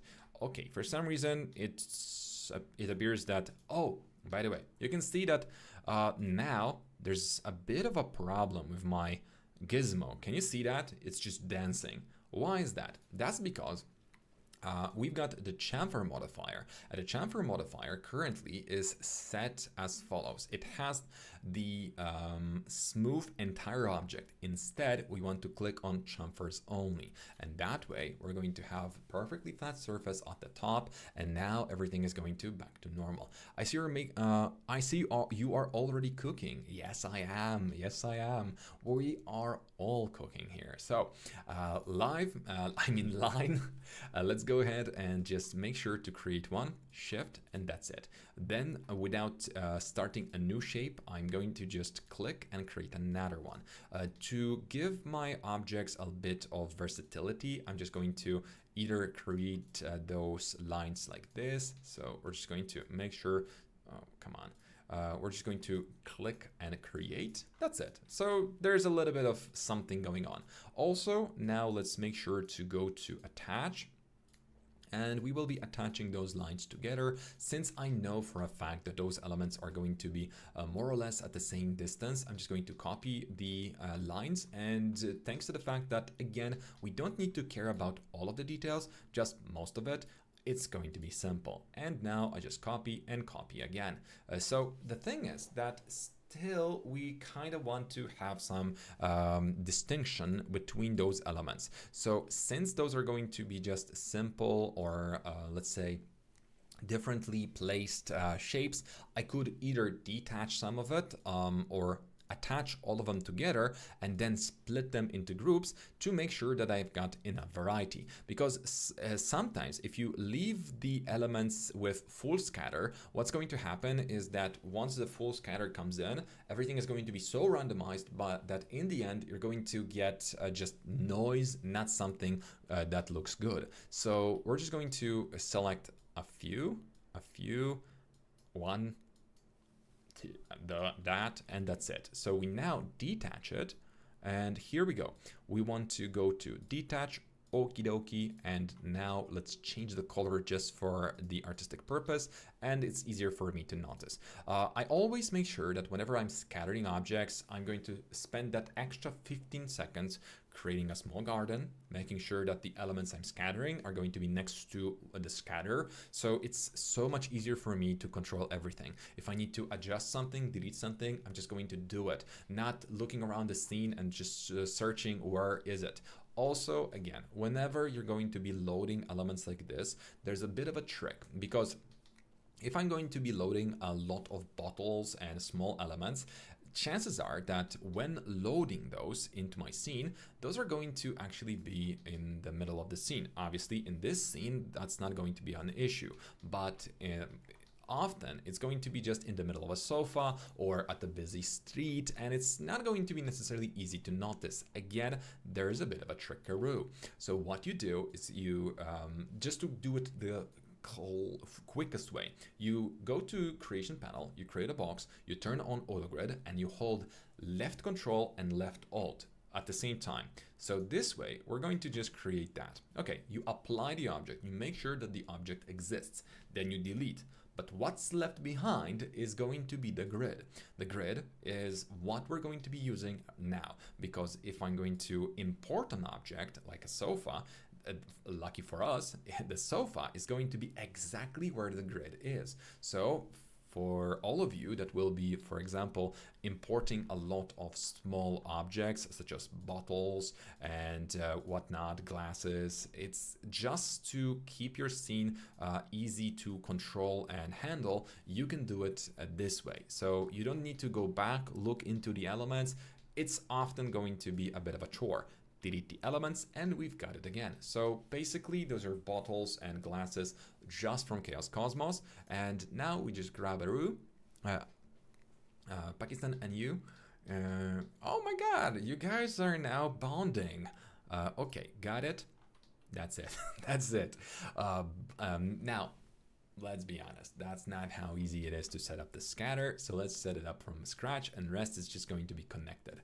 Okay, we create our scatter typically just for me to once I open up the scene in 5 days, because my chances are that my client wants some redos. I'm just going to type in the scatter, rename it bottles main. So chaos scatter is super easy to control. Now we apply all the instanced objects. If there's any object that you don't want to see a lot of, for example, this bottle 180, you can just select and lower the frequency for it, which is going to be super cool. Also, what's super nice is that those objects may be actually added to the cluster groups. Clusters are super important with scatters, and at some point I'm going to give you more pointers about it. So scattering, we change the scattering from regular 2D surface to just 1D, because first, if we just distribute the elements on a shape like this, nothing is going to happen. But if we change it to 1D spline, we're just filling the shelves to the brim. So that's cool, but now I want to make sure that my elements are going to be perfectly placed. So spline scattering, we change this to the typical bottle size, so we make sure that there's enough detail or distance between them. Okay, that's perfect. And double check if you're not having any elements inside of some kind of furniture, so we can just grab the vertex, move it a little bit and adjust it so that it's generally going to be easier for us to work with. Make sure that you do it each time when you create your scatters, because otherwise in some instances you're going to regret not doing it, but you might as well just scale it down, and that's basically going to help it. So we just grab it, scale down, so now it's not going to be reaching exactly to the wall, and now our shelves are set to the brim. Okay, so we go ahead, and now the elements are here. Just for our own amusement, we're going to first of all change one property. We don't want the transformations to be in 360. We're going to decide what site or what rotation we're going to be adding to those in a second, because obviously we want to see the labels up front, because nobody wants to look at the back of a bottle. That's just weird. So it's not very professional. So we're going to be fixing those in a second. Now, for all the other scatters, we're going to basically do the same thing, but wait a second. Those are also bottles. So let's add this. Essentially same thing, just different elements on scatter. Perfect, got it. Making sure that those elements don't intersect, and we just select the shelves we shall, and now we just make sure that we do the exact same thing, either with rectangles, so it's easier for us, because this is again super duper cool. If I create a rectangle like this, and a rectangle like that, and a rectangle like this, okay, those are three different rectangles. Now I can just select my glass, and since the glass is also set to 1D spline, it's automatically going to just scatter out. Perfect. That's it. That was so easy. And now we just select another one, and we just scatter this out. Got it. This needs a bit more distance, or maybe more elements, so I'm going to add just a little bit of spacing. Wait a second, why is the spacing so small? I want more. Okay, that's it. So now it's going to look more organized on my scene. But let's say that I don't want to be organizing those elements. I want them to be a little bit more chaotic. So I'm also going to be adding transformations on X and Y axes. So Y axis is going to change this to be left and right, and that's exactly what I'm going to do. So from to left and right, perfect. Scatter and the scattering settings, let's add a little bit of jitter. So once the jitter is up, we're going to have enough spacing, and we just essentially nailed it. 10 out of 10, perfect. Got it. That's it. Now the elements are neatly scattered. It looks super tidy, but also during the rendering, it's going to be super duper simple. I sure hope it is. Okay. Do you recommend using the Project Manager plugin? Is it useful? I don't use it, but I heard a lot of recommendations of it. So I'm not going to say that don't use it, it's bad. I recently tried some kind of project managers, but I didn't like them, and it was awful. But that was the software that's supposed to be rendering over. It was Render Manager. That's something like that. That was awful. I really disliked that one. But when it comes to Project Manager, I don't have any opinion on it, but I heard good stuff about it. I sure hope it is. Okay. It's a bit of a pain to organize your library in a way that the project manager will recognize it as been a multi-day process for me. You mean the project manager built in 3ds Max, the library that you can create on your own? No, I don't use it at all, because each time I actually had a couple of reinstallations of 3ds Max that weren't necessarily due to my doing, and all of my libraries were just lost, and I just gave up. I just don't use it. Now what I do with most of my libraries is I keep those models that I use the most in easy accessible spots, and the rest is just either on a flight download or something that I just model myself, because I just found that I can do it that way, so I just don't waste time. Okay, so we need some additional detail on the ceiling. Does your membership include files or not? Yes, it does. Most of the scenes that we do during our live webinars will be given to our members, but just to be absolutely 100% clear, not all of them. most of them.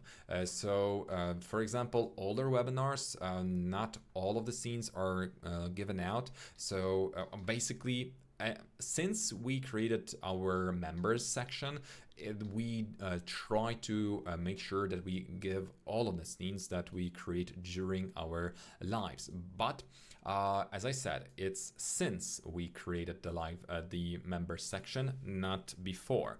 But if a scene that we created is something that you really want to have, well, what can I do? We're probably going to try to remake it so that we can share it to some extent. Now, perfect, we've got this element, and as I said, we just select our shape, go to booleans, subtract boolean, that thing, and we got our arch. Now I just add extrude, extrusion is on, and we've got something extra added here. So we now want to just work with that. Work with me 3ds Max, thank you. Now we've got it, and we just move those elements into their position.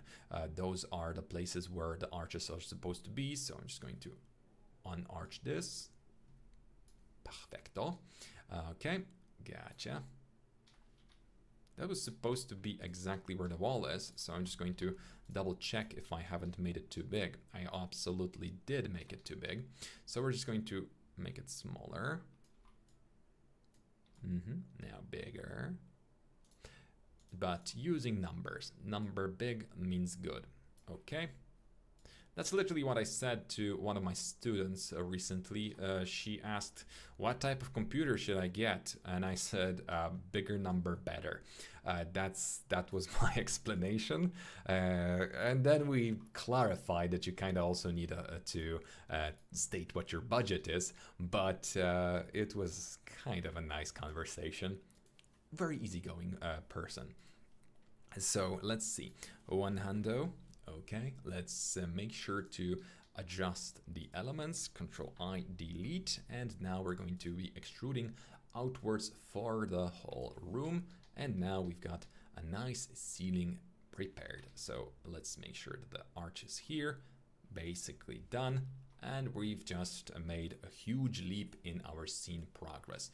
Let's move this slightly forward, backward. This goes forward, come on. Yes, please. Now, this angle, perfecto. Now we're almost there.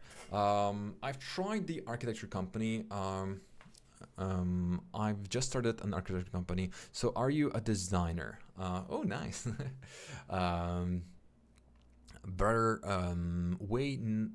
Not what kind of company do you have? Hi, I've just started. Can you do free seminars for interior animations? I think we did that partially. So yes, and we will be doing more of it. But at some point, once the full training for animation is fully recorded and I have 15 videos planned, and unfortunately I only made 4 so far, but the students got just 1. So guys, if you're here and listening still, I am going to deliver that. Just give me some time. If burning my computer didn't help.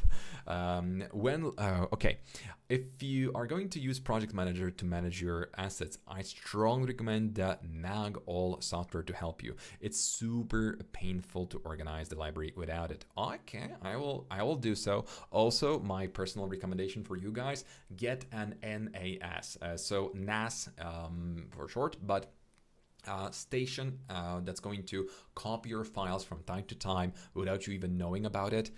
Super important, super important thing that you all should have at least somewhere at the back of your mind, because otherwise we're definitely going to suffer. Okay, again, my students heard this a couple of billion times, but I'm going to say it again. I lost all of my high school photos, like all of them, because once I was a younger lad, I was so super sure that it's impossible for me, out of all people, to have any kind of problems with my disk.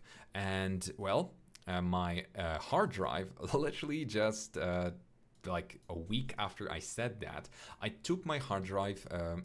I remember why I even said that. I said that because somebody was telling me that I shouldn't be carrying my disk around, because if something happens to it, I'm going to suffer. And I was like, never happened to me.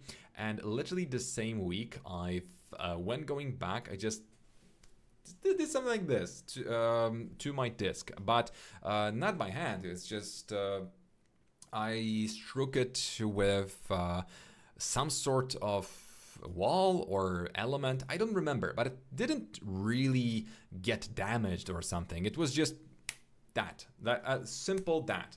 But once I put my disk into the computer, when turning it on, yes, I remember that moment where for the first time in my life I've seen a live smoke and fire coming out of the entry, the inside of my computer.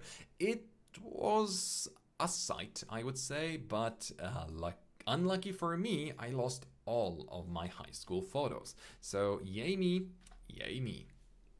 Okay. Are you exterior or interior designer? I struggle the most with backgrounds, using HDRI or backplates, or actually modeling and thus spending time for it. Rod, what I do mostly is I have a couple of presets for myself. A ring of trees and a couple of elements, a small lawn, and I try to always block as much environment as I can, so it's whenever there's a chance, I just save a ton of time adding the backgrounds. It's just what I do.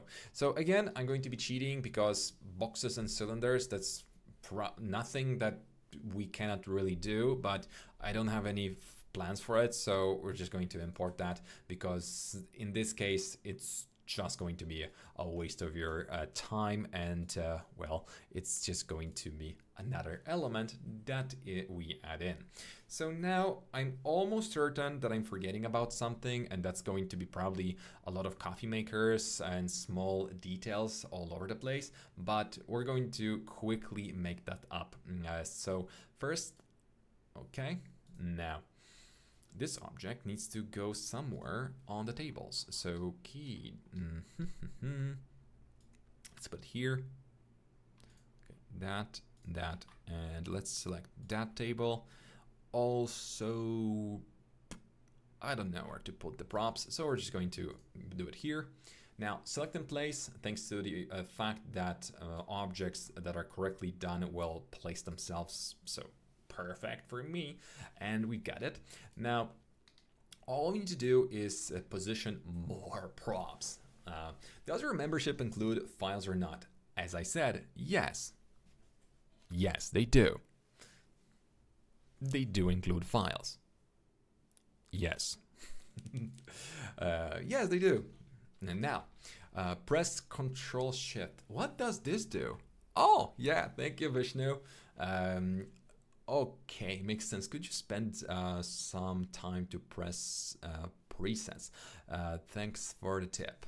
Okay, but have a good grip. Yeah, you absolutely need to create presets. Just simple presets like this for wood, concrete, wall material, or whatever is enough to basically save you a ton of time. For example, something that I use all the time is the randomization preset. Just simply using randomization map is one of the things that I do all the time for most of the materials. And I typically use the mesh element instance -1, 1, -1, 1, 360 rotation, but not always I rotate, so I make sure that I have the exact same thing, but already set up. And just going for one click down, -1, +1, -1, +1, 360, randomize each tile.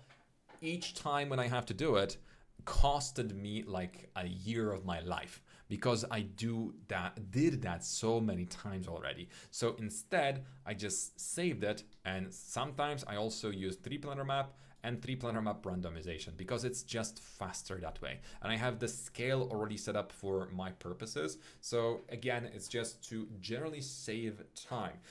Those are super simple presets, right? But they speed up the process of material making by a ton.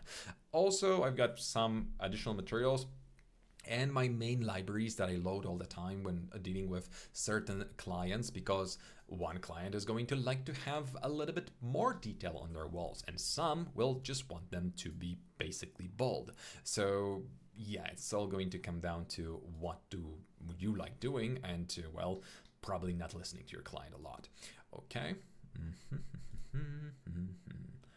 Got the objects, perfect. Now, this is something that I like doing. It's just sometimes when I don't necessarily have an object that I need, I'm just going to do the most obvious, blatant cheating ever. For example, I'm going to just put one coffee maker into another like this. So suddenly I got a big one, and nobody's going to be able to tell. And honestly, it helps a lot. But more often than not, I just put 2 of them next to one another, and then I just add a third element or third object to make them look better. So that's basically just, you know, almost designing elements, right? And don't be afraid of rescaling, reshaping, remaking the elements that you're working with, because those are just 3D objects. And I still remember a very cool IKEA commercial where a guy was, well, they were showing a lamp that was a very sad story, that it helped a guy by lighting the room and placing the light on the desk, and the kids played with it and he grew up having it, and then he just throws it away. And then a guy comes up and says, "Hey, you probably felt bad for the lamp. That's silly. It's just a lamp. Buy a new one." And that's exactly what motivates me when I'm editing my 3D models. I just literally remember that commercial to some extent, and I just don't care, because those objects, unless this is a specific product that I'm going to be using and selling to a client, it won't matter. It's just a prop. So whether they will add a blanket or a candle, that's ridiculous. And just don't be silly, as I was a lot of times, and don't lit any kind of candles below some kind of very fluffy and very, let's say, big plants, because at that point you're going to start a fire, and that it doesn't look good. Okay, I mean, not the 3ds Max fire, but you get the point. Now we're going to start doing some environment. Please send me your CV, my email, along with the render that you consider your best work, so that we can proceed with an agreement. I need employees signed, so in that case, let's give us your email. Maybe more people will send you that. How can I get your email? That's so cool, and that never happened before. Now, just so we're clear, Zain and Bilal, I take 5%. I take 5% for that. Thank you very much. I just hook you two up. So how would we participate for visuals for exteriors only first, or interior one by one? Not sure what you mean, I think I'm not part of that conversation. Okay, let's continue now.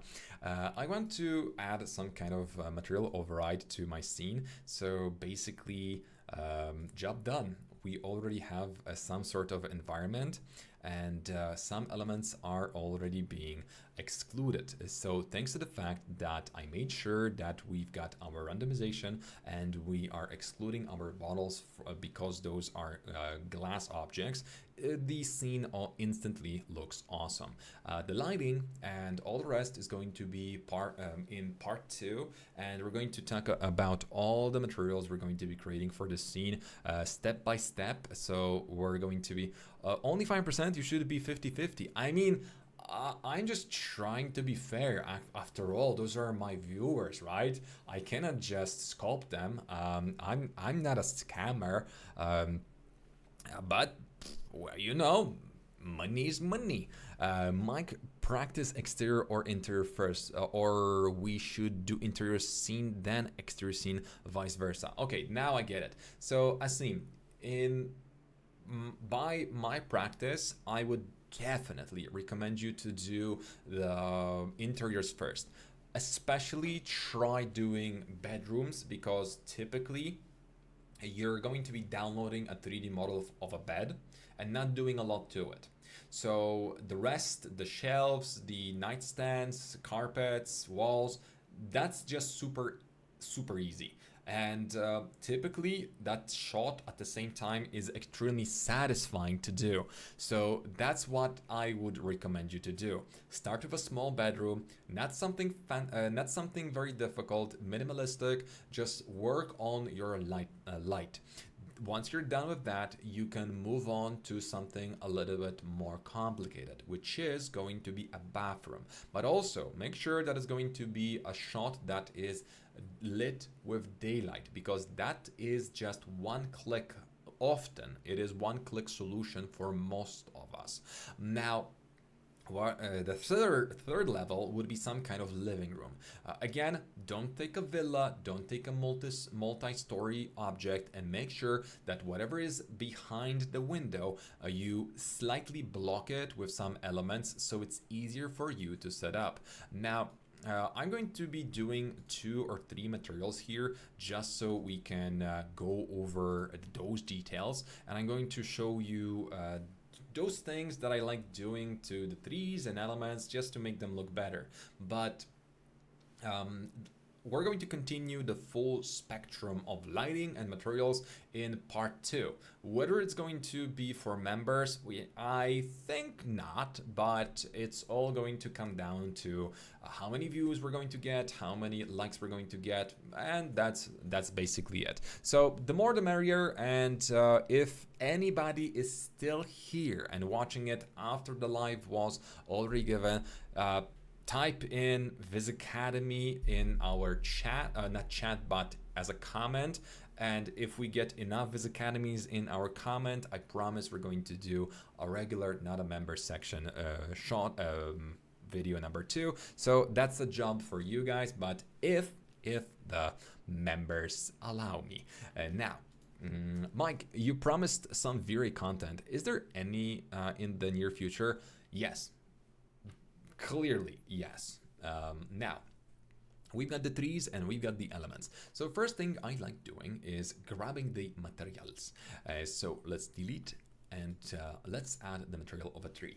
Typically, when you download a 3D material, it's going to look more or less like this, especially from Chaos Cosmos. What we do is we delete the SSS material, which is going to be added as a light mix, which is awful. We then delete whatever is here because that's done by monkeys. I mean, monkeys are cool, but I talked to Tom from Corona and I understand why the materials are the way they are, but at the same time, as a user, I do not accept that answer because yes, them being limited by Chaos Cosmos really sucks, but I don't care. I just want to have materials done properly, and they're inconsistent, and I hate that I have to correct them because they're done that way. So no hard feelings, I love you, Tom, but fix this. Anyway, let's continue. And I'm not saying that what I'm going to do with this material is better what they did. I'm just saying there's a lot of inconsistent junk in here that I hate. Okay, hi Mike, can you provide me interior webinar include bedroom also? I think we have that in our members section, but if you have something, let's say specific in your mind, let me know. We can actually go to the posts and talk there if you want. So you can give me more pointers what you would be interested in seeing. Mike, when I will be doing good in 3D visuals, I will fly to UK and talking to you to lunch for sure. Thanks. Thank you. Well, I'll buy you at least a coffee then. It would be lovely, I see. So let's see what we've got in those materials typically. So deleted elements because those were done by somebody. Now, bump set to 105. That's impressively bad because once you set your bump above that value, not always, but often with badly added materials, you're going to actually slow down your rendering. So at least keep it to 1. Now, it's not going to be often happening, but why wouldn't you just add the bump converter to it if that's what Corona actually has? But again, we're not going to be using it because we actually don't need bump at all. Opacity color, typically you want to make sure that the clip is on. This time it was. Now, translucency and translucency fraction. So I don't use it, and again, although my system and Corona are set up to use roughness, the materials on those objects will use glossiness. So just conveniently enough, we have to go to advanced options and change the glossiness to roughness. Glossiness and roughness are just reverse. I mean, glossiness 1 is roughness 0. 1 roughness is 0 glossiness. And anything between is just going to be a missed high 5. But the thing is, why should I tell you that? Nobody new will actually know that. This is awful. For some reason, self-illumination is set to 1. Why? I know it doesn't work because it has a black color, but come on. Anyway, refraction in a 3, I don't like that, so we're deleting that. Okay, we're back to almost not being mad that we have to do so much to just fix a leaf material. Now, what I'm going to do is add this Corona material through Corona Color Correct, connect those so I can have control over the color of the leaf. Now, to use the same color and the same leaf that I'm going to be adjusting, I'm going to be adding the translucency color here. So basically, if we want to have, let's say, leaf 3 sun images, thank you. If we want to have this effect where we've got some of the leaves a little bit brighter once the sun shines through it, and regardless of whether we're dealing with red, blue, or orange leaves, we have this effect going on consistently, all we need to do is just make sure that this material is plugged into Corona Color Correct. We see the color.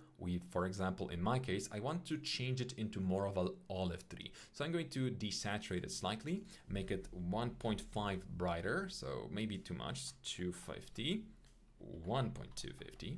And now we're going to go ahead and add additional brightness in here, equivalency of, well, whatever we just did. So now, this is going to ensure that there's going to be some darker and brighter spots on our leaves. Make sure that whenever you're dealing with translucency, you avoid having the same color in all of the slots. Also, please take in account that adding a full white color in here is going to be a big no-no because it's going to slow down your rendering again, not by a lot, but still. Now the roughness, in my case, I'm going to be setting up something around 0.4, 0.5, that's it. Now translucency, because this material was using a value earlier, I'm just going, a material earlier, which was interesting. I'm just going to go ahead and add the translucency value here, and I'm going to have full control over it. Now, thanks to the fact that I've actually went too far with the desaturation, I'm just going to dial that back down. Also, Corona Color Correct is going to be applied here, which is essentially going to change this trunk into a brighter and less saturated version of itself. So basically, we just fixed the 3. Changed it into a more of an olive 3. So I'm also going to make the leaves even brighter because now, after consideration, I kind of want them to be super bright. So we just got it, and it consistently transferred to all of the elements, so we're good to go, and we've got a perfect material that we can cover. Now, when it comes to those petals here and this whole vase, Obviously, we're not going to be leaving it just blue because it's going to look weird. So instead, we're going to do a very similar process. We're going to go through a very similar process. We delete the subsurface scattering for all of the materials because we're not going to be using it. Also, I'm going to use the corona color correction into all of those elements, and we're going to be desaturating this by a lot. Also, I'm going to go -45 to make it nice and yellowy orange, and we can just make it a little bit brighter. Perfect. Now I'm going to do the same thing that I did for my leaf. This is again one of those situations where I could have a preset here for the tree. So let's just go for it. Let's grab that. Where is it? So here, I'm going to copy this real quick, delete the map, and this is going to be, let's say, my tree leaf. Okay, so I now know that I'm going to be using this, and I apply it here, so it's going to be easier for me to overly, or in the future, go through this whole process easier. Tree leaf, got it. Add this one to translucency color, perfect. And we're just adding this one in here, and we reconnect it into base color, and suddenly, so much easier. Okay, so in here again, -40-ish, no, -40-ish, so it's going to, ooh, oh no, 180, that's blue. Okay, so now we've got nice and yellow color, desaturated by a lot. Nice. That's exactly what I wanted, but I want it to be actually slightly darker.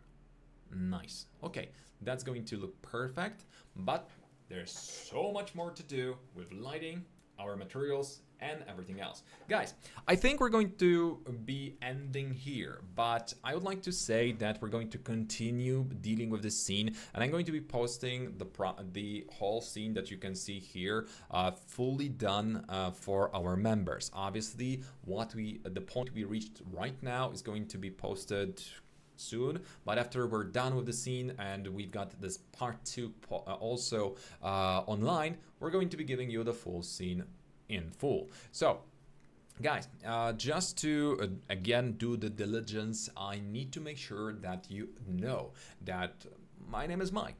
I'm a teacher for VizAcademy. VizAcademy is an online school that will teach you how to create beautiful 3D renders in less than 7 weeks. We provide our students with online support via chat using various message boards. Also, we make sure that we host 3 webinars a week, not make sure, we just do. And also, on top of that, after each webinar, you're going to get a portion of videos, with exception of 2. Now, on top of that, we currently have additional section on animation and rendering of those. And if you want to become our student, make sure to see the available dates, then click apply. And once you're here, just register, and you're pretty much in. The rest is going to be shown to you once you're there. So guys, this was a blast. I'm super excited for what we're going to be creating together in the near future. Obviously, it's a lot of work ahead of us, but it was good to our session. Can you do cinematography tutorial while using Phoenix FD? That's actually part of the animation training. Hi, can you do video render review that are created by your subscriber? That will also give us feedback and also learn from others' mistakes. Yash, that's exactly what we do here. So yes, we can. And Yash, please make sure to be on the lookout, because we're going to be doing a review either next week or in 2 weeks. So you're going to be posted about that. And yes, we will. Also, I'm going to be now adding a special section to make sure that the members are going to get some sort of priority, and also we're going to be getting those questions earlier. So I'm going to be giving you feedback. We're going to be doing the before and after this time. So it's going to be bigger review. Probably we're going to make it faster, because I want to go through more images of yours. Last time I was overwhelmed and I just could not go over all of your images. So all I can say is Thank you very much. Once again, remember guys, my name is Mike, VizAcademy. Become our student now, because we're looking for students that will join us for the September training. At the moment, we've got a couple of spots left, but it's not too late for you to sign up and do it right now. So thank you so much. We're going to see each other next week, also during a live stream like this one. And now this is it for today. It was a blast. Thank you every single one of you that participated in our chat, also for our members, our students, and well, everybody just popped by to say hello. I really appreciate that, and I'm really grateful for all the positivity we are getting. So once again, thank you, see you next time, and bye bye.